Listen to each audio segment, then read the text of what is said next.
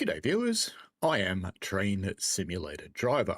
I'm a real-life engineman on a heritage railway, and I fire steam engines and occasionally get to drive them when my driver's being nice to me. We're here for the Railway 200.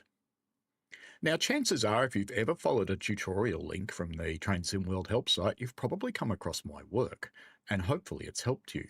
I've got literally hundreds of tutorials on lots and lots of train simulation games, and even some truck ones and trams and things like that as well. Oh, and buses as well. I specialised in a channel that supports the community, and in turn, it to some extent supports me, which is really cool. Now we're here for the Railway 200, that massive achievement of 200 years of passenger operations from 200 years ago when it first started on the Stockton and Starlington. Did I just say Stockton and Starlington? I did, didn't I? The Stockton and Darlington. Okay. Did I mention I'm also a bit of an idiot? No. Right. We are going to be on the Riviera, and we're going to be doing something just a little bit different, okay? We are running in the timetable, and we're going to go to Totnes to start with, and let's make this nice and early in the morning so we've got time to do this. So 7 a.m. looks pretty good. Custom weather, because I have an idea, because Jamie said, hey, can you do something for the Railway 200? And I thought, I have an idea. Now, I wasn't quite sure that this was all going to work. I've done a little bit of pre-work on this. So, could I move around? Yep, I can. Good. We're about to be naughty. No one's coming. Good. Because we have to run up the track. Sorry, health and safety people, but I got to do it. Because we're going to another railway.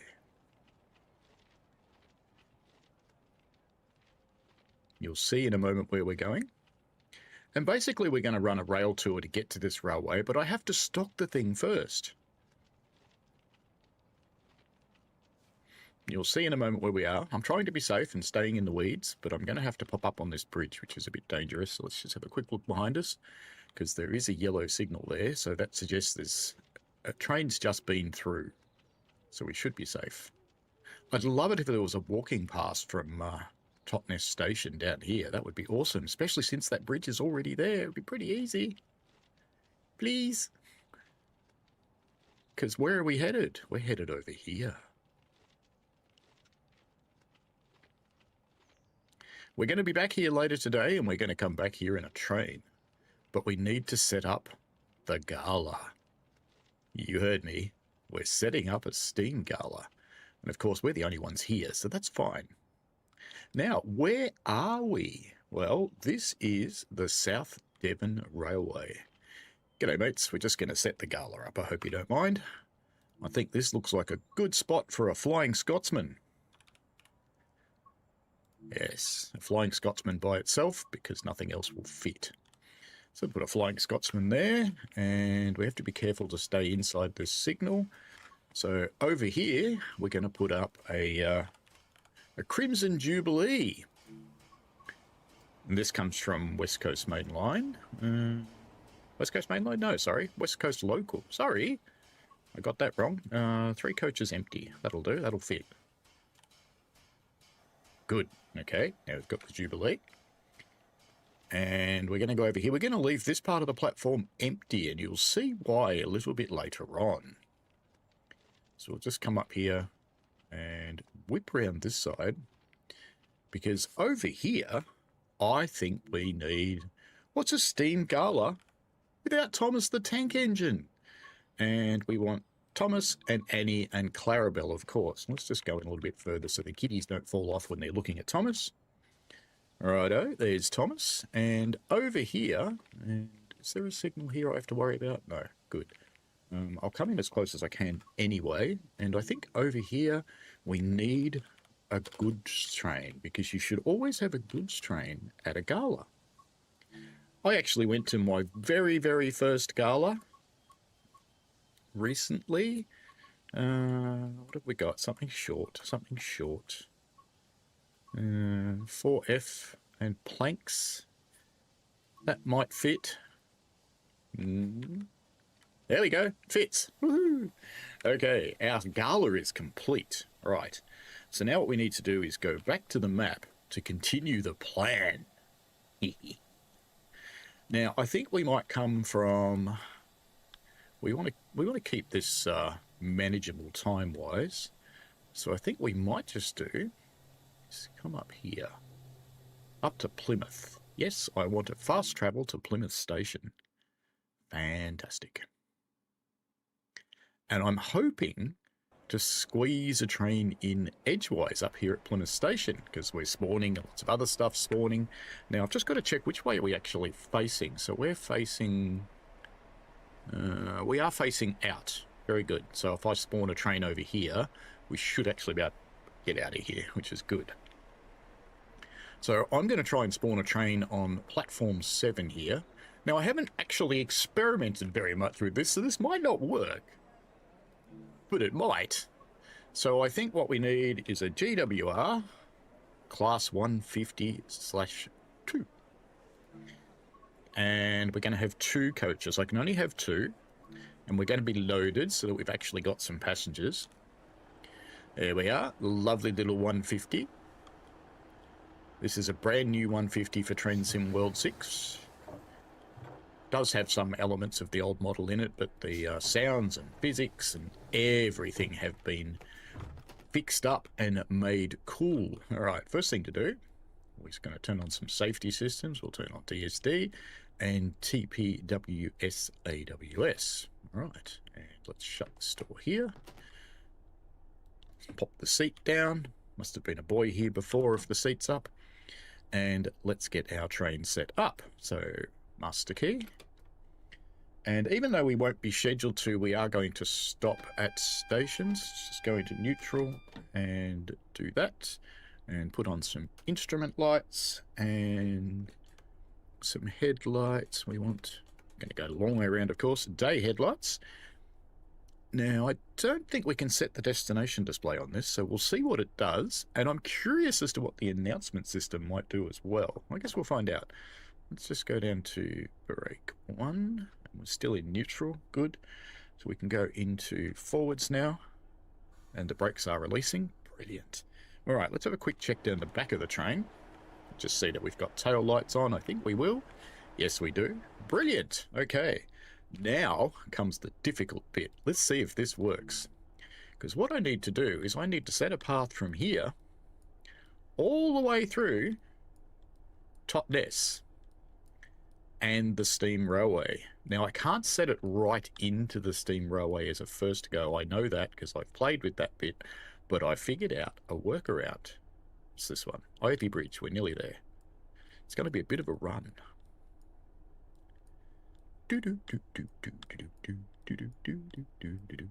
What's that? Zoom in, it'd be a whole lot easier. Yes, it would. Don't listen to the voices in my head, folks. Right, what's this one? Totnes. Right, we're here. This is the gala we set up earlier. Now, I should, I think, be able to set a path to this signal. Beautiful. Okay, we just need to acknowledge that. And we can go, but we're going to pretend to load passengers, and I just hope they don't all get off. Because, you know, sometimes they do silly things, Train Sim World passengers, because they're a bit like that. Well, no one's getting off, so that's good. All right, let's get the door shut. Because we're going to stop at stations, because why wouldn't you? Okay, lovely. We are ready to go. Bit of horn action, power off, power on, brakes off I should say. I think we're all set up okay. Oh, this is an English summer, isn't it? Better get some cooling on it, might be 12 degrees Celsius. Might have a window open ourselves, because that would be nice. Now, we do have a green signal in front of us, because we've somehow managed to beat that, that unfortunate 802 service to get out of here, because it's due out, I think. And we're going to be in its way. Our lowly little 150. Look at that lovely, lovely smoke.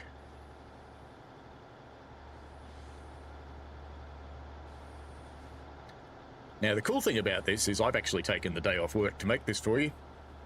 So I'm quite enjoying myself at the moment.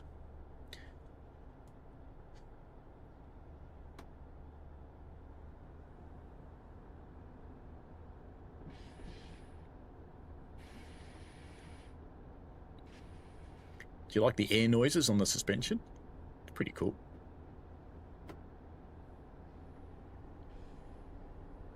We're climbing up a fairly steep gradient, and of course the poor little 150 is not the most powerful beast on the planet, so got to give it a bit of oomph. It is accelerating though, which is good.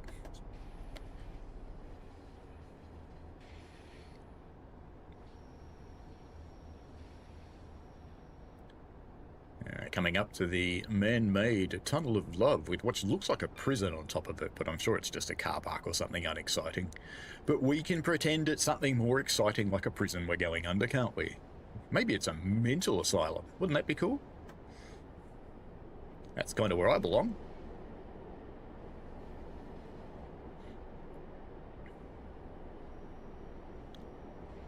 Now, while we do this drive, and I keep an eye out for stations, I think it's a little while till we see one. And I'll try and keep an eye on speed limits and things. We are allowed to speed up now. I do want to talk to you about volunteering on heritage railways. Now, I volunteer on a railway in Melbourne called the Puffing Billy Railway. And I think I've mentioned earlier in this video, and I certainly have in others, that I'm what's called a steam locomotive fireman. And my job is to get there ridiculously early in the morning before the birds are awake. And I light the engine, and we slowly bring her up. We start. Our way is a little bit different to the UK way, I have to say. We start with a bed of wood, and we pretty much fill the firebox. And we burn that until we've got about 100 pounds of steam, and that might require some additional wood. If we're in a hurry, and we try to never be in a hurry, we can switch over to coal anytime after we've got about 20 to 30 pounds of steam on the clock. So we try not to be in a hurry, because we like to warm the boilers up very slowly. It takes about 3 hours to get the locomotive ready, and then we get it over onto the pit, finish the underneath greasing with eccentrics and things like that, the stuff you can't get to when you're just rolling along. And we'll do the blowdown and other exciting things to clear the boiler of any crud, and then take the train off shed out to the train ready point, or TR point, where a guard or a signalman, depending on the day, will put us onto our train. Now, that train might be in the top yard, which is on a 1 in 30 gradient, so we'll have to go and get it, or it might be sitting in the platform. It depends what train you're running, because we leave one train in the platform overnight. Usually my trains, I tend to do ones that are up in the yard, so I have to get ready and make sure there's plenty of water to get up there. Because in a steam engine, the most important thing is water. That might sound strange. You might think the most important thing was steam. But no, steam is a useful thing. The driver wants steam. The driver wants steam to run the engine and to run the air compressor and things like that. But the most important thing is water, because if you don't have water, your boiler will do something really unfortunate. It'll explode. That's unfortunate. Definitely unfortunate. Sometimes you'll hear people go, oh, but the fusible plugs will pop and let the pressure out. No, they're just an indicator. They just basically whistle and throw steam at you and ash, just to let you know that you're very low on water.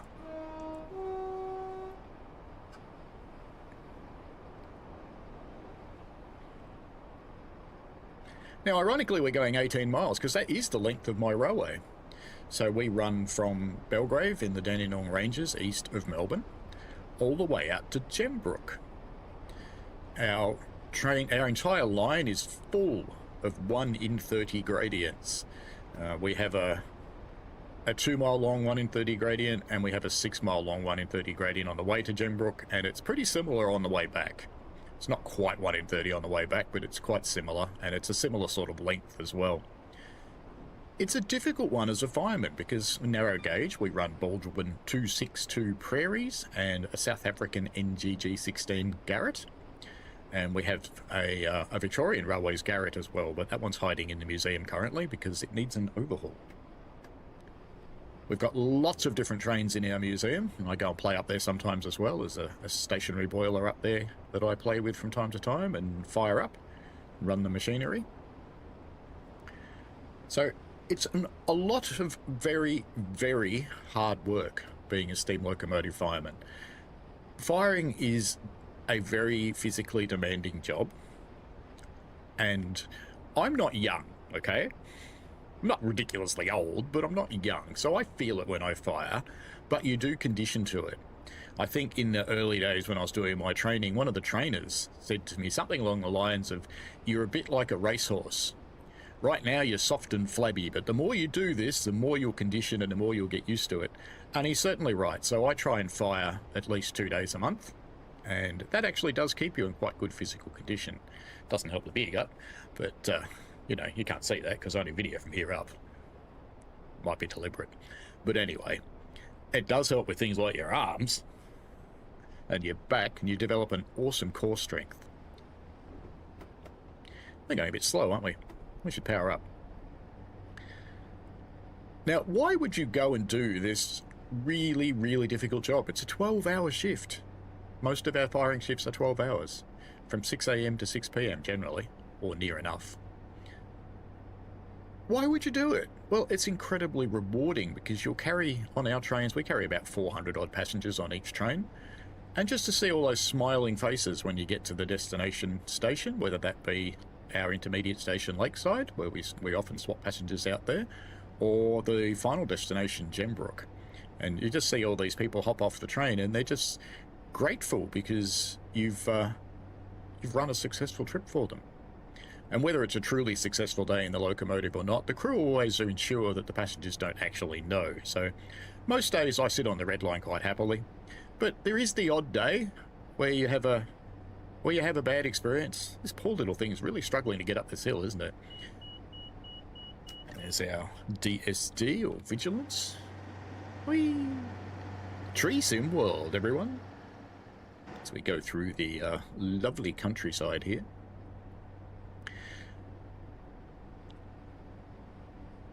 And it's just, whether you have a good day or a bad day, it's always a fun day. And the crews always work together. You're a very strong team. And you must be a team with your driver because your driver's going to use the steam that you produce. And it's important that your driver keeps an eye on you.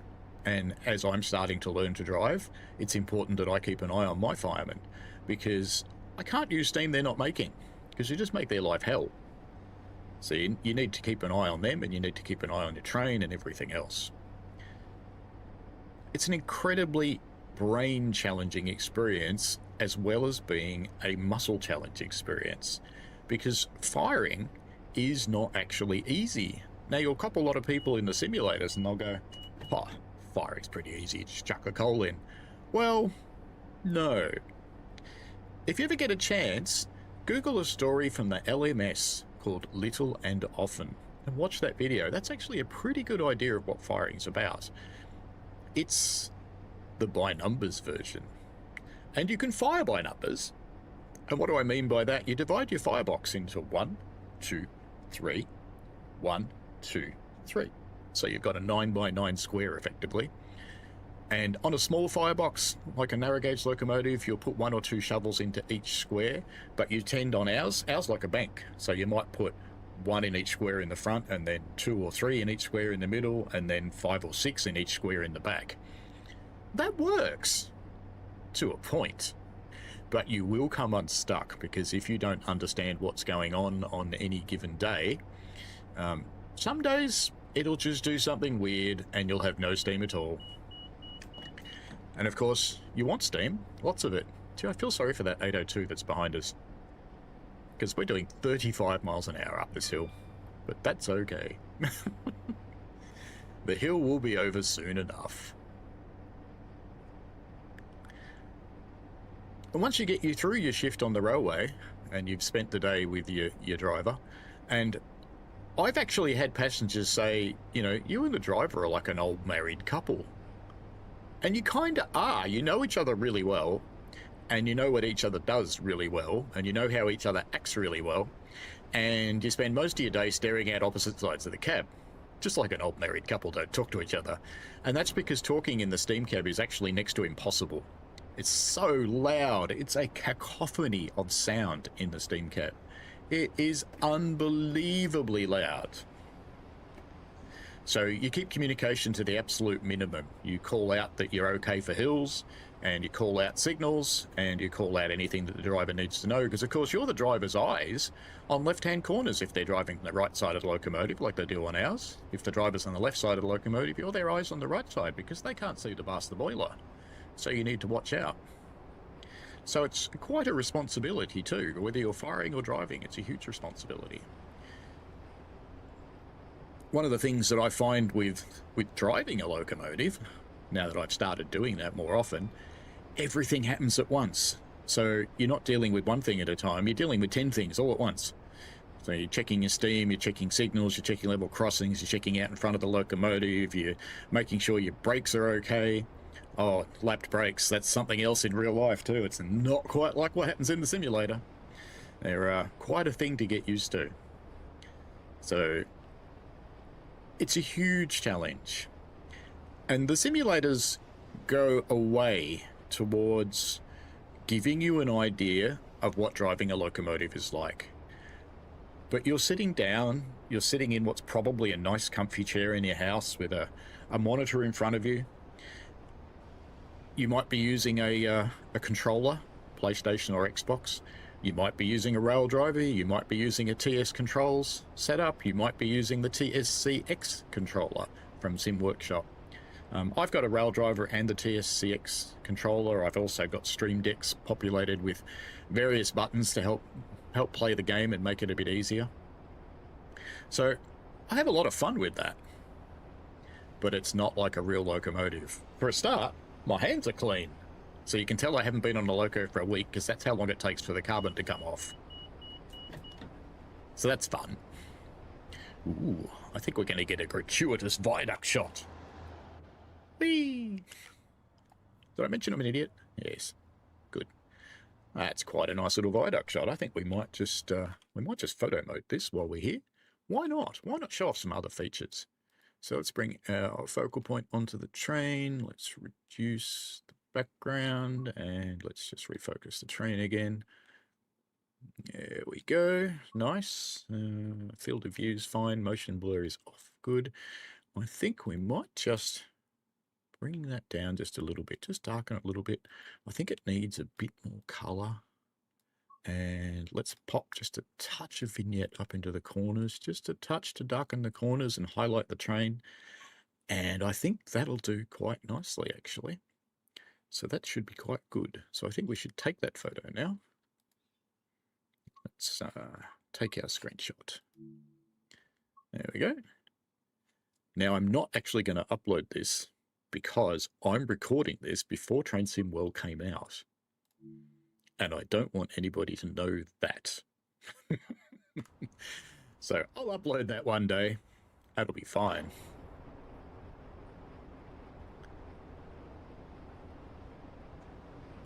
Yes, I've got it a little bit early. This is early access. I should have said that at the start, actually. This might be a little bit different to what goes live. It's probably pretty close, but it might be just a hair different here and there. So if you see something that's a bit weird, that's probably why.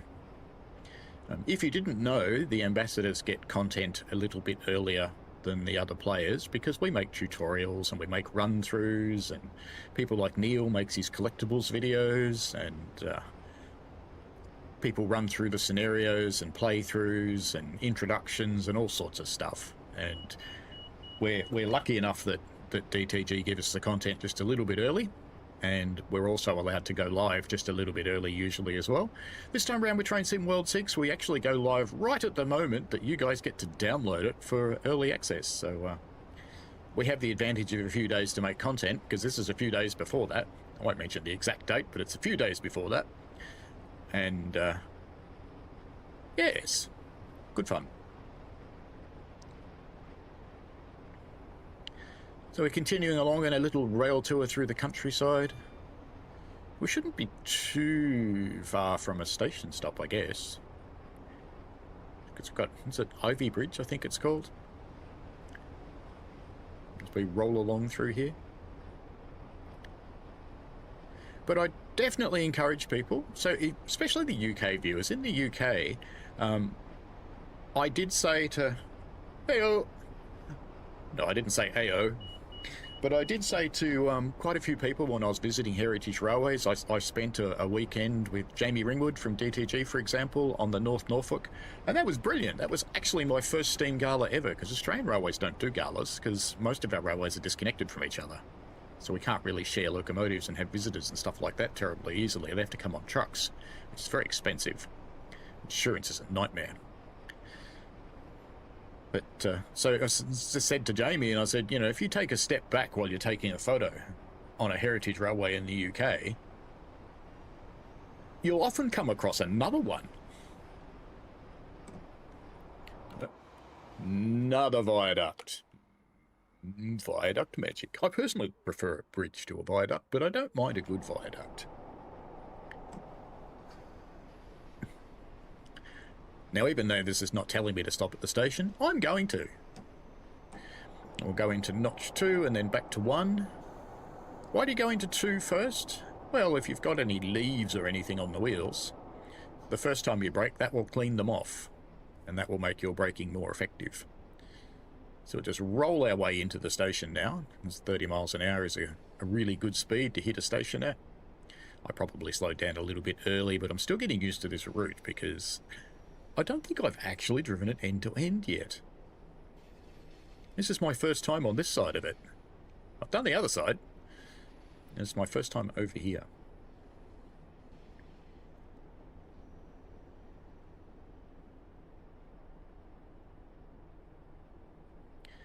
We'll do a quick stop here and see if any passengers want to get on or off. I'd be a little bit surprised, but you never know. Ooh, I just saw a collectible.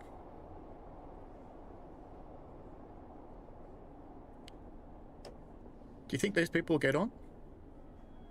I really have my doubts. And we don't get announcements in free roam.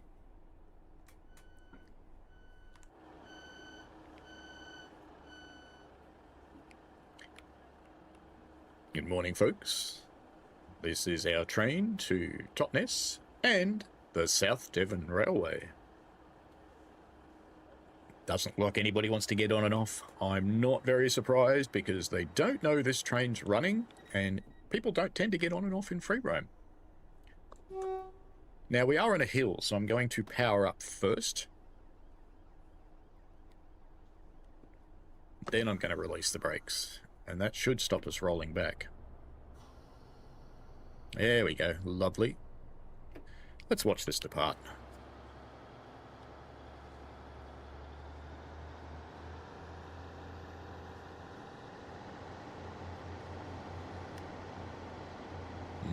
Greta would be proud of that. Lovely.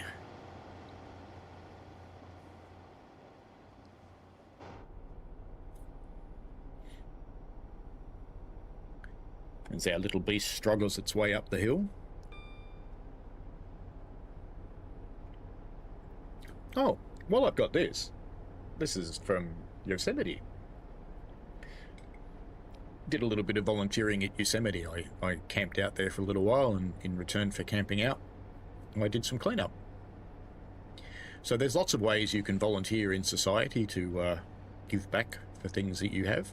So I'm fortunate enough, for example, to have a good job that pays pretty well, and that allows me, while looking after my family, to also spend time on volunteer activities like the railway. I've been on Puffing Billy as a volunteer since 1982, which is, wow, 43 years. It's 43 years. I've been on locomotives. I've been on trains since about 2008, working as a guard and a signalman. I've been on diesel locomotives since, I'm going to say, sometime in the 2010s. I can't actually remember exactly when I started that. And a few years ago, maybe about 2 and 2 are training. 4 years ago, I said, hey, how do I, because I was a fireman on diesels, which is not much of a job. You just sort of sit there staring out the window, pushing a button every now and again that says your driver's awake. And I said, how do I get on the other side? And they went, well, you need to learn steam firing. And I'd tried steam firing a long time ago, and frankly, I wasn't good at it because it is actually hard, and I didn't have the right mindset when I tried that. And then later on, I decided I'll have another crack. So, you know, this came up. So about 4 years ago, I started training. It took me about 2 years to learn the craft. I think it was about 18 months all up, something along those lines, before I was ready to do my assessment. So there were classes, like actual formal classroom classes, and you can get a proper qualification out of it if you like. In Australia, it's actually aligned with the tertiary education system, so you can get real qualifications if you go and do that part of the assessment. And you can also, at least here, you can also do the ATHRA bookwork and the ATHRA assessment, which will let you operate in any railway. I only operate on mine. One's enough. Ask my wife. One's enough. She'd be very unhappy if I went to another one. So I don't, because, you know, happy wife, happy life. She puts up with one, as long as I do the other stuff that she wants done. Like, I've just been doing a kitchen reno this weekend, doing some work in there, so quite a bit of effort going into that. But it's a lot of fun getting on the railway, and it did take me almost 2 years to learn the craft. And I would say every single day I fire, it's still a learning experience. Every day that the driver says, hey, would you like to step into my side of the office for this trip, is a massive learning experience, because driving, so much more responsibility than firing. Firing, you can just kill everybody because your boiler explodes. And I'm not kidding about that, because if it goes, it'll probably take everybody out within about a 500-meter radius. So it's a big responsibility. And driving is also a huge responsibility, because you have the lives of all of those people directly in your hands. Whether that's people ahead of you, maybe someone's driving across a level crossing when they shouldn't, or it's the people in the train behind you, and it could be a combination. So it is a really big responsibility, and it's no less of a job than operating on a mainline railway. So a lot of people think volunteering might be playing trains, but it's very much not. I sometimes say it is to annoy one of our lead drivers, but, you know, that's just me being fun.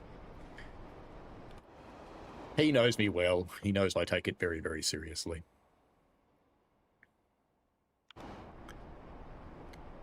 And he knows that I look after my responsibilities and do what I'm supposed to do, and I stay within our rules. We're about 2,000 rules that you need to be familiar with. You don't need to know them exactly, but you need to be familiar with them so you can operate. And you need to know exactly the ones that are governing your day-to-day, everyday things, and you need to know where to find all of the others for the non-everyday things. So if something goes wrong, for example, and you need a relief, you need another locomotive to come and get you because something happened to your engine, which does happen, you need to know where to find all the rules for that and what to do. Ooh, did I see high-resolution cows? Oh, high-resolution cows. Moo. Very happy to see high-resolution cows. I'd love it if they walked around like the ones on Mitten World Barn do. Even though you occasionally got to make hamburger because they ran out in front of you. Still fun.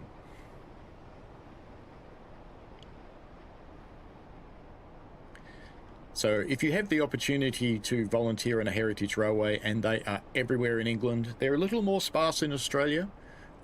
They are similarly sparse in the US, and Germany has quite a few, Switzerland has some, Italy has some. Most countries probably do have them. I'm not familiar with a lot of the others, but there are some that I know of. Definitely go and do it. Now, there's a thing called the railway family. And the railway family basically means that you as a volunteer on the railway, you become part of a giant family that's part of that railway. But it's also part of every other railway. And something that I've found as I tour, whether it be other Australian railways that I visit, or when I go overseas to the last couple of years, I've done a lot of UK heritage railways, even the mainline railways.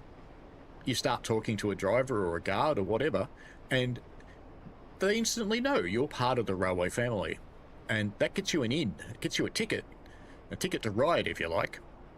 And that's open doors. So as an example, the Tallaght Railway in Wales, it's twinned with my railway. and we accept each other's qualifications to a point. So I was able to go there and fire on their trains. I did a supervised run, and then after proving that I knew what I was doing and I could handle little engines, they basically didn't watch me on the next run. They just let me go to it, which was good fun. I was still supervised, and the same happens on our railway. If they come to us, they'll still be supervised, because you have to, because someone qualified from the railway has to be there.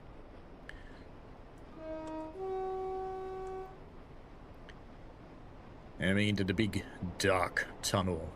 This one's quite nicely baked so far, actually. Some of the tunnels are just a little bit of a disaster in the game, I have to say, but this one actually looks quite nice. I think it's my first time through this tunnel, so excellent. You can see the light at the end of the tunnel, and it's not a train, so we're actually going to come out in one piece, which is fantastic. We've only got 5 miles to where we're headed to now. We'll have a little bit of mucking around when we actually get there, because we're taking this right in, but there's a little bit of a workaround you need to do to make that happen. Tree Sim World, yay! You ever notice that? Doesn't matter when you do that. Let's try that again. Tree. Let's try again. Oh, hey, we're not in a tree. And I've driven 72 miles. I don't know why that's significant for the Class 150, but there you go. That's okay.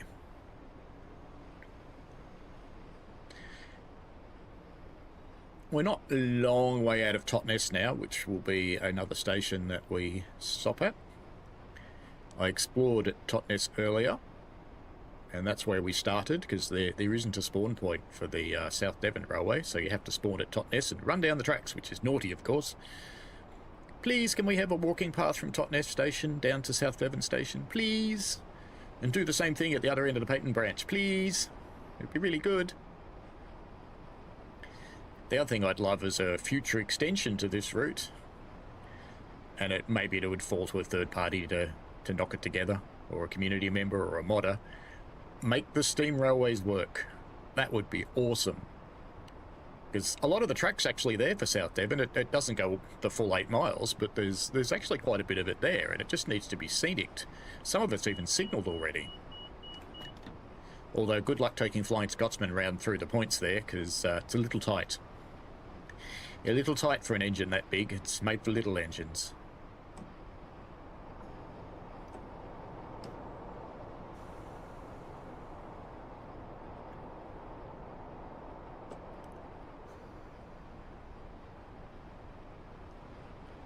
Looks like we're coming into some civilization. That's one of the things I found quite remarkable about the UK, actually, is the living's incredibly dense in the cities, but 10 minutes out of a city you find cows. So it's not really like that in Melbourne. We have the giant urban sprawl, so our city spreads across about 125 kilometres of distance from one side to the other. It's massive. And that's mostly built up, because, you know, Aussies love their quarter acre of land.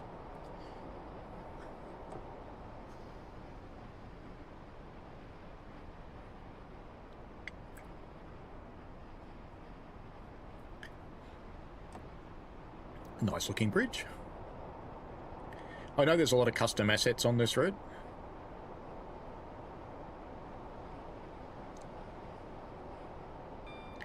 This is quite a steep hill.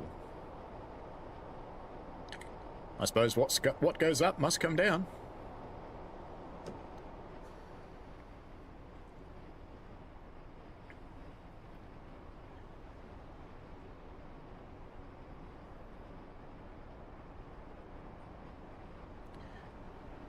So with heritage railways everywhere, and heritage tramways, or heritage busways too, if that's your thing, because they exist as well.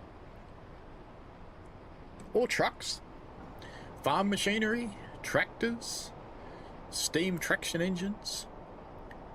I can guarantee you that there will be a society or a club or an operating railway or something along those lines a reasonable travel distance from you. And I really encourage you to go and join in. Now, that thing I said about the railway family, When you are already a member of that family, it's a ticket to get in. But there's an unfortunate side of the railway family as well, in that in some places it tends to be a little bit of a clique. So it can be a little bit challenging to get in. But most of the time, if you're an enthusiastic, interested person who's willing to get your hands dirty, willing to do your share of the work, you'll be fine. So we sometimes get people who turn up to be an engine cleaner, which is your first job on the shed. And it's not as horrible as it sounds. You're not just cleaning an engine. You're just not cleaning a building. You're actually looking after the engine, and you start to work on lubrication and greasing, and you start to get your understanding by putting your hands on all the parts of the engine. Got an AWS coming up, because we are approaching Totnes. Now, I hope it takes me through the left-hand track, actually. I didn't set a go via on that. Maybe I should. So let me just check what we are going through. Are we going through the platform? No, we're not. Okay, let's just stop here, because I want to stop at Totnes. So I'm just going to stop here before we get into the station. And while that's happening, I want to, before we get to this signal, I want to add a go via, which is in this platform here. Totnes platform 2, that's what we want. Come on, do it. Confirm. Okay, good.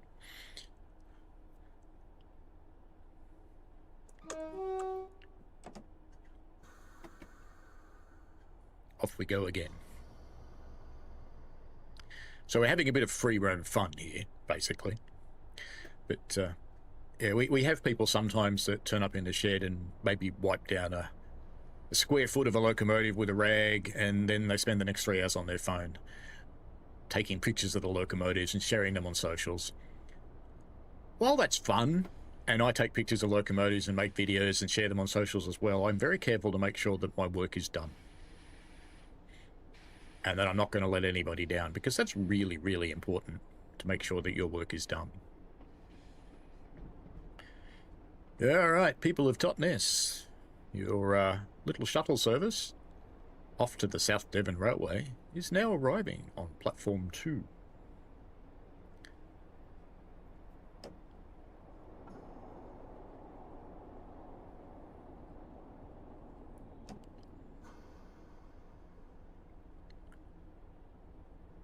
All right, I think this is as good a stopping point as any. Now we've got the shunt signal up there, I see. We'll stop here and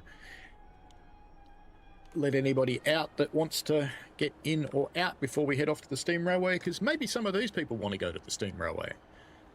I'm being funny, of course. I had a horrible thought that I opened the wrong side then, but no, I didn't. So we'll head off to the steam railway in a moment. I haven't actually been keeping an eye on the time. 43 minutes, that's fine. That's a good time for a video. Those little cannons down there are quite cool. They're a collectible. All right, let's shut the doors, because clearly no one's interested. And that's okay. So, yes, be interested, be on your socials, whatever, but make sure you're taking part as well and putting in your fair share of the work for the day.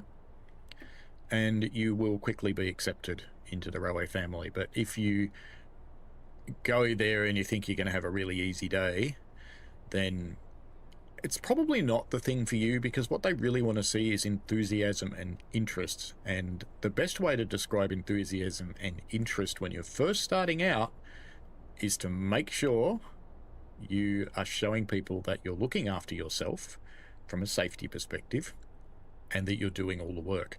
And if you're constantly on your phone in the shed, you aren't looking after yourself from a safety perspective, because you have a much lower awareness of what's going on around you, which frankly will get you killed. So railways are dangerous places. They're very dangerous places. Even the heritage railways are just as dangerous. They're slower, but they're just as dangerous. And that's a really critical thing to know. Let's pop out here and pop down onto this ride. So we've got this lovely footbridge here. How cool would it be? Oops, up in the air. How cool would it be to have a walking path from Totnes Station across this footbridge into the South Devon Station, which is where we're headed now. I'm just going to come off the juice because I am actually going a little bit fast. It's 10 mile an hour into here. We have arrived at the steam gala, and we're going to run up to this signal, and then we'll work our way in, just carefully. Because you can't actually set a destination beyond this signal until you're here. Once you're here, you can. And from an operating perspective for a railway, that does make sense to me. Just stop where we can actually see the signal. Yep, we've completed our objectives. Now we pop back out onto the map again, and we'll set a new path. And I want to go down to the bridge, which is about there. It'll be close enough anyway. There's our signal coming off.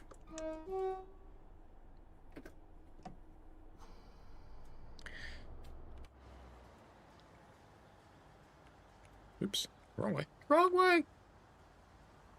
So we'll make our way slowly into the railway.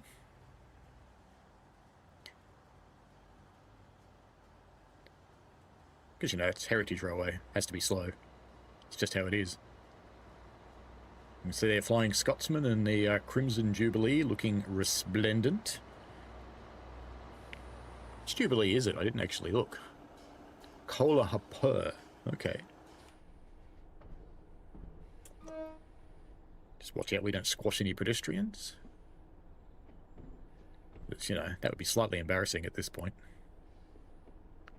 Should roll our way in.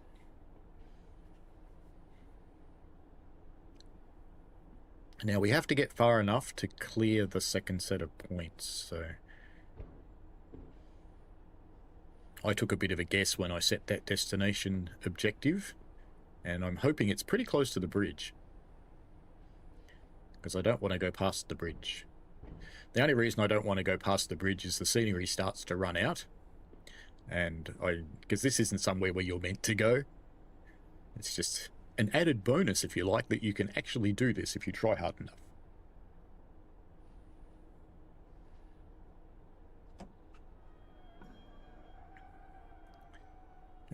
That should achieve the objective. Good. Okay, now we'll go back out, back out into the map again, and we will click on the front of our train and set path.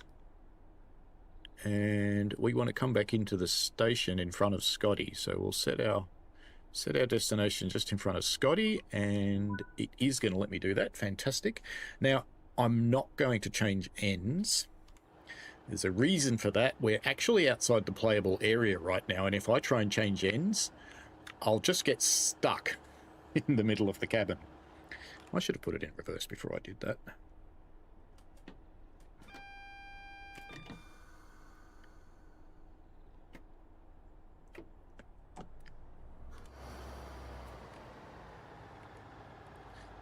Because the playable area ends somewhere around that first set of points. And there's an invisible wall right about there, because it pushed me upwards on the camera.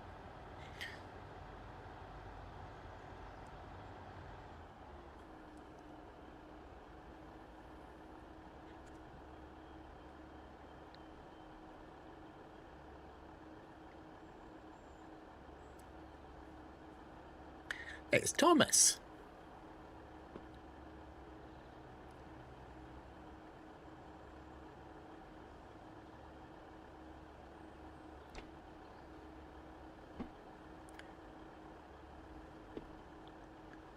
Just work our way back in here nice and slowly,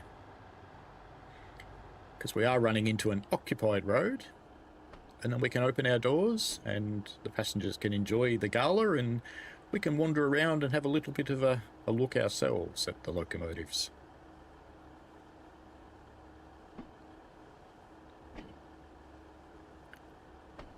So if you think about this, we've got 4 engines in steam here. That's collectively, just to get them in steam was about 12 hours work. And then to get them here from wherever they came from, just assume it's another hour, because this is an 8 mile long railway. And it doesn't look like there's any facilities here. So just setting this up has been essentially a couple of man days of work. Now, are we in through the signal yet? Because that'll be enough. Once we're through the signal, we don't have to go all the way back. Just want to make sure that we are actually safely on the platform at this end. Oh, we can go back a tiny bit more.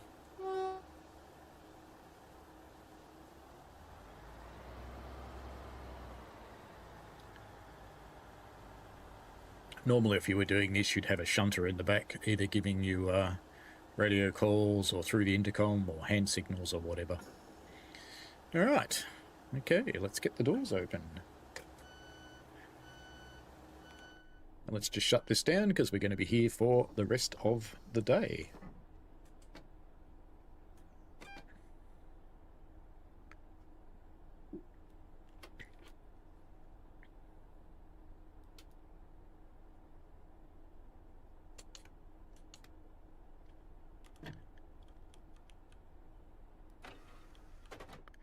Actually, maybe we'll leave it open, let people look in. Nah.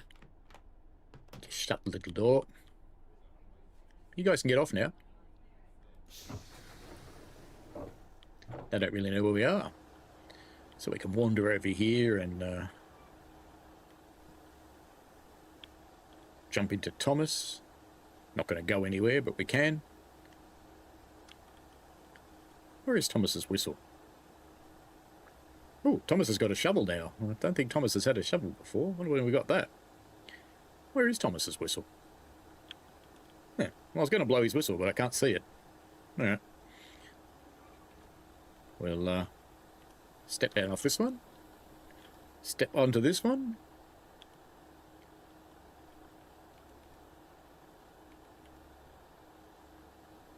This is the Fowler. Fun little locomotive from Peak Forest. This one does a lot of banking duties and things. It's actually quite a cool loco.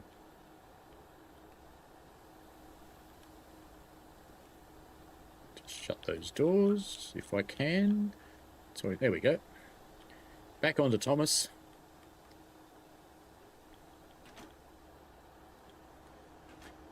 We can wander down and have a look at Scotty.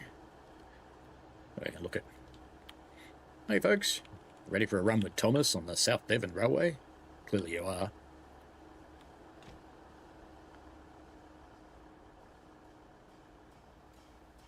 G'day, lads.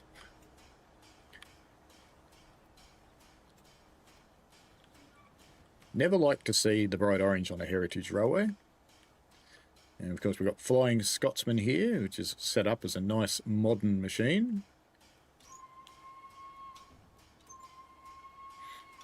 I've done that bit in real life because I've had a cab ride in this thing sitting over here in the fireman's seat.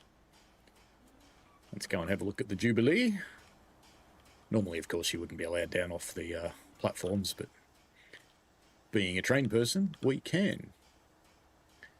We have a happy little Jubilee here. This thing was originally out on Spirit of Steam. This particular one came out on West Coast Local in the Steam Rail Tour pack with a couple of other examples. There's a green one and a black one, and there's a festive version as well with Christmas lights and stuff on it. Little lamps and things. Let's try and get that door. There we go. So just have a look at our little machines over here, and Tree Sim World. Okay, we've got lost in the bush. I'm an Aussie, so I suppose getting lost in the bush is pretty normal. I think that's about it for this video. I'm just checking the time. We're on the 54-minute mark, which is just about perfect for what we want. So I am Train Simulator Driver. I run a YouTube channel of this name, so youtube.com/Train Simulator Driver, all one word. I also have a Discord server, and I've got quite a strong community. You are welcome to bring suggestions, criticisms, or whatever of the games that we play, as long as you're constructive about it. It's the only thing I ask. I do run a positive channel. I run a relatively family-friendly channel, although some moments escape from time to time. So, yeah, enjoy yourselves. Hope to see you over there. And enjoy, have fun. I hope you're enjoying Train Sim World 6, because by the time you're watching this, it should be out. So I hope you're having as much fun with it as I am. I think release quality-wise, even though I've got an early access build and I've run into the occasional little niggle with a couple of the trains, everything's actually been really good this time.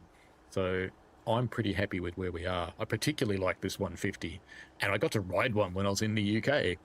Because I made a point of it at York to do that. Alrighty, have fun, folks. It might seem weird that I wanted to ride a 150, but I've had this need, and I just did it. So I did. But anyway, Train Simulator driver, naturally, you know, I have cats. Lots of cats, including animated ones. And I shall see you around. Enjoy the rest of the Railway 200 program. I hope you're enjoying Train Sim World 6. If you do need any help with Train Sim World 6, or you've got any issues you'd like to talk about, feel free to pop over to my channel or my Discord, and I will help you out. I'll have lots of tutorials up by the time you're watching this, I think. I think it's coming out on that date, but hopefully I do by now. Yes, should have. And you're welcome to ask questions, and I'll help where I can. So have fun, enjoy yourselves, and we shall see you later. Bye now.